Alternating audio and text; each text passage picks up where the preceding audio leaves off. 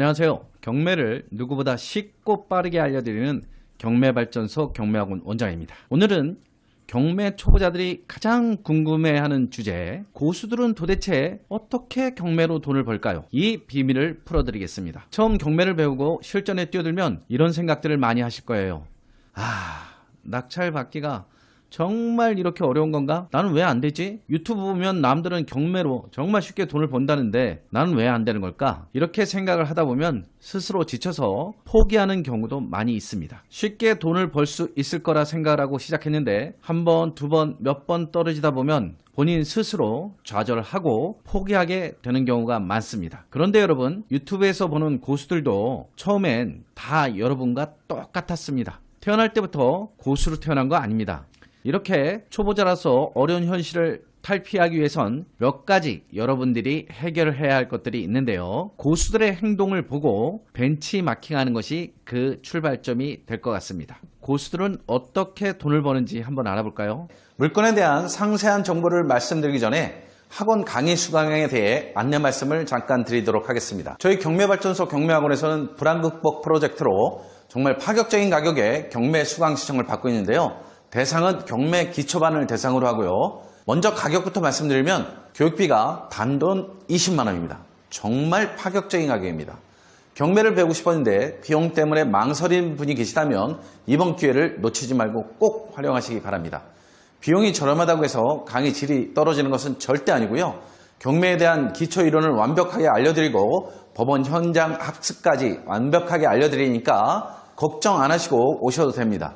20만 원을 투자해서 3억짜리 빌라를 2억에 낙찰받은 방법을 알려드립니다. 그냥 하는 말이 아니라 저희 수강생이 실제로 제 노하우를 이용해서 이렇게 낙찰받은 사례가 많이 있고요. 경매에 대해서 궁금하신 분은 전화 주시면 원장이 제가 직접 친절하게 상담해 드리도록 하겠습니다. 첫 번째로 고수들은 물건이 경매로 매각되기 전에 미리 수익을 실현합니다. 이렇게 되면 초보자들은 입찰장에서 물건을 만나보지도 못하고 물건을 뺏기는 그런 상황이 되는 것입니다. 두 번째로 고수들은 레드오션에 뛰어들지 않습니다. 블루오션에서 게임을 합니다. 이 말은 물건 선정에서부터 낙찰과 이어지도록 물건을 선정한다는 뜻이 되겠습니다. 세 번째로 고수들은 입찰가를 선정할 때 정말 디테일하게 작성을 하고요. 얼마를 남길 것인지 미리 계산을 다 하고 입찰가를 정한다는 것입니다. 이런 행동들은 어떤 시장이냐에 따라 수익률을 조정하고 차익을 실현할 수 있다는 장점이 있습니다. 자, 그럼 이러한 문제점들을 제가 시리즈로 여러분들에게 알려드릴 텐데요. 오늘은 경매로 나온 부동산이 매각도 되기 전에 수익을 올리는 고수들의 신박한 방법에 대해 알려드리도록 하겠습니다. 경매는 채권자가 경매를 신청하는 순간부터 시작이 됩니다.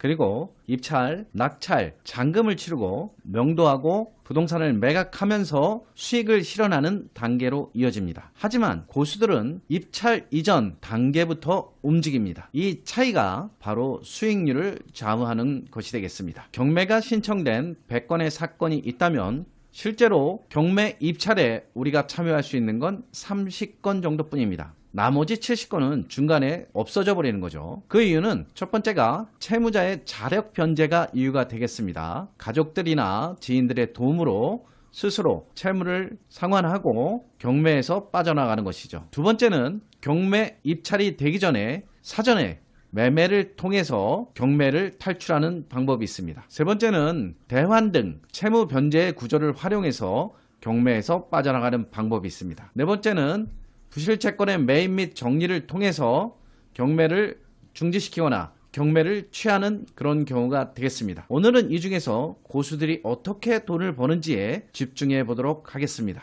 첫 번째로 경매 매각 전의 매입입니다. 고수들은 경매로 물건이 매각되기 전에 DM, 우편물이 되겠죠. 이 DM으로 채무자와 접촉을 합니다. 이렇게 우편물을 받은 채무자는 경매를 당해본 경험이 없기 때문에 DM을 보낸 고수들과 통화를 하게 됩니다. 그리고 당황한 채무자들은 어떻게든 빨리 이 문제를 해결하길 원합니다. 이런 때 금매보다 저렴한 매매를 할 확률이 높이 올라갑니다. 그렇게 되면 여러분은 경쟁 없는 환경에서 원하는 수익률로 물건을 확보할 수 있는 겁니다. 두 두 번째는 채무 변제를 통한 수익을 올리는 방법인데요. 이 방법은 여러분들에게 조금 낯설지 모르겠지만 합법적이고 고수들이 자주 활용하는 방식입니다.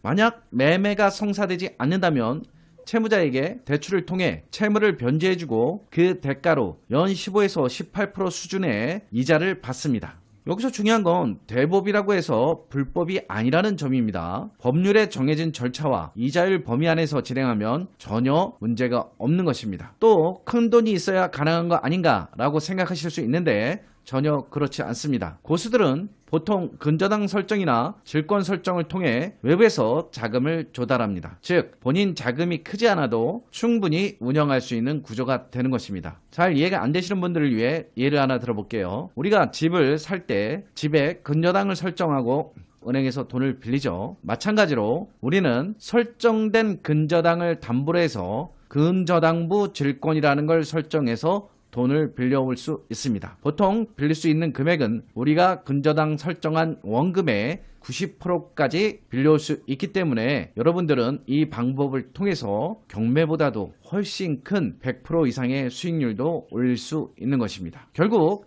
매매가 되든 안 되든 돈이 되는 수익 구조를 만들어 놓고 들어간다는 게 고수들의 전략입니다. 세 번째로는 부실채권, MPL이라고 하죠. 부실채권을 할인 매입하는 경우입니다. 금융기관에서 근저당으로 경매를 진행했다는 것은 이미 그 채권은 부실채권이 되었다는 말입니다. 이때 우리는 부실채권을 할인 매입할 수 있는데요. 시중은행은 안 되지만 신협이나 수협 등에선 개인도 충분히 부실채권을 매입할 수 있습니다. 우리는 부실채권을 매입해오면 경매 낙찰 시 원금과 연체이자까지 합쳐서 배당을 받을 수 있습니다. 잘 이해가 안 가신다면 예를 하나 들어볼게요. 예를 들어 원금과 이자를 합친 1000만원짜리 채권을 우리가 할인해서 700만원에 매입했다고 가정합시다. 그리고 이 물건이 계속 경매가 진행돼서 낙찰이 됐다고 하면 우리는 1000만원 전액을 배당으로 받아올 수 있습니다. 그러면 300만원의 할인한 금액에다 플러스로 이자 수익까지 누릴 수 있는 그런 방식이 되겠습니다. 자, 네 번째는 부실 채권을 매입함으로써 입찰에서의 절대 우위를 가질 수 있습니다. 부실 채권을 가진 고수는 다른 사람보다 더 높은 가격을 써도 손해가 없습니다. 왜냐하면 배당으로 돌려받기 때문이죠.